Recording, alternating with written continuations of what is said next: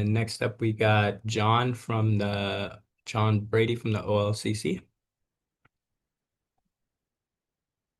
Yeah, hi everybody. I'm John Brady. I'm the communications director at the OLCC, and I was asked to talk about some of the recent actions that we've taken in terms of ready to drink cocktails or cocktails in a can.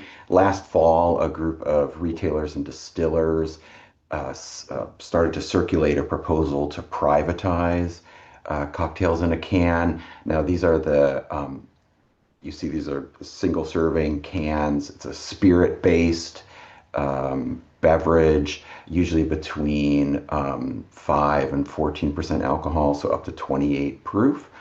And the main tenets of the or principles of the proposal would be to, and currently, these are sold exclusively in liquor stores. The proposal would allow these to be sold in up to 790, about 790 grocery stores. It would assess an $8 a gallon tax. So it would, right now, they're marked up through our markup process. Instead, they would be taxed, much like beer, cider, or wine. And at the time, last fall, the rate was $8 a gallon. And the promise was, or the one of the rationales for this proposal was that it would raise more money than the current system. So in November, staff briefed the commission on this. We did an analysis of the proposal, and I just wanted to provide the sort of main findings of that.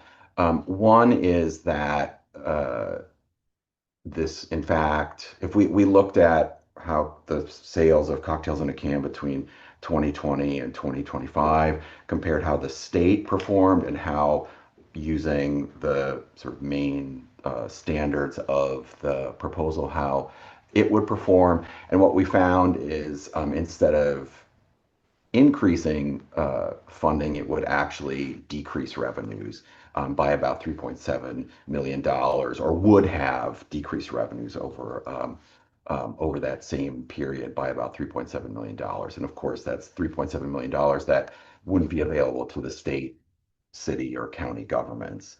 Um, I think what we also briefed the commission on was that there would be significant administrative costs to setting such a system up, a privatized system. And at the time, we uh, estimated about $1.2 million just to bring this under the current privilege tax system.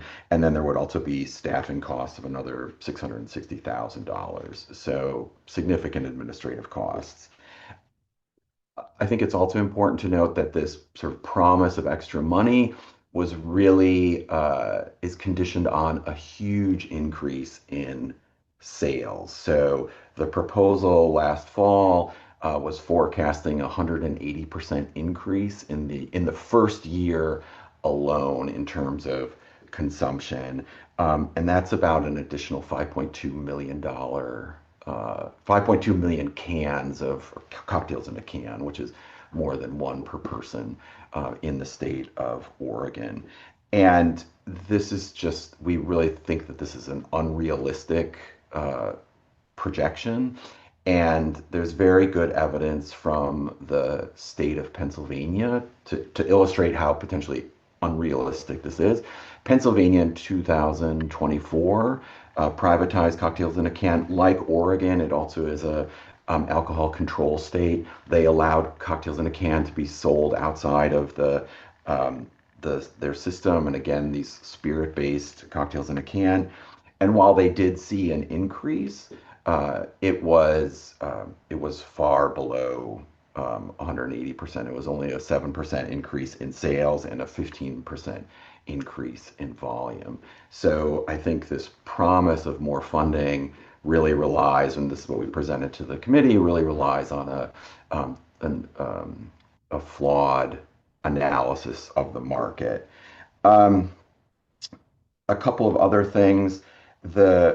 Cocktails in a can overall, and I think you're all aware of this. The alcohol consumption is trending down.